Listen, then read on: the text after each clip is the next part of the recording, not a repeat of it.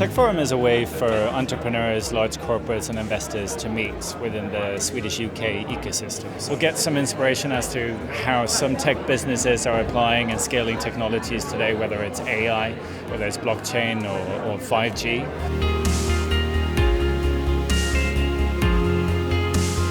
It is a very exciting time, and I think we're now seeing as a venture fund is not only has the time come for Europe, but Europe is actually incredibly efficient when you think about it as a venture market. On average, for every dollar invested into the European tech ecosystem, $2.50 comes back out in the form of exits. Whereas if you look at the US, it's 1 for 1. And so the challenge today is not really what it was 15 years ago. We've got the capability and the processing power to start training and building pretty interesting models. And now the real challenge is on the resource side. Everybody's trying to figure out AI and nobody wants to miss out. Solution-driven objectives when you go in to meet large corporates is what they need, because they don't need you to tell them that you aren't using the right technology, you're old, you're going to fail. They just need to know what's the solution, how do we use it, and don't give us a headache.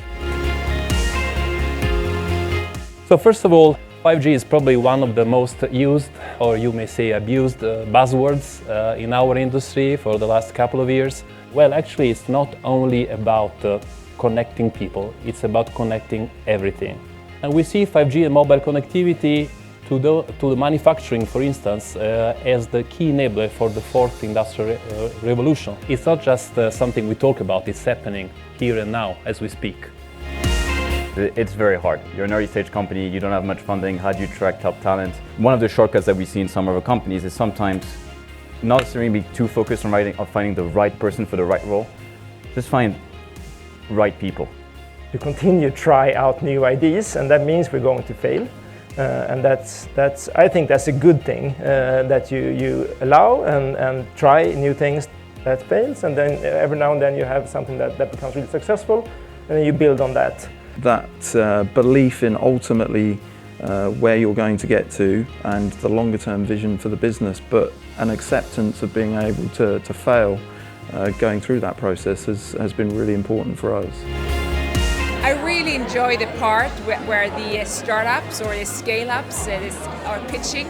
It's a lot of interesting ideas and that you can listen to and understand their next steps.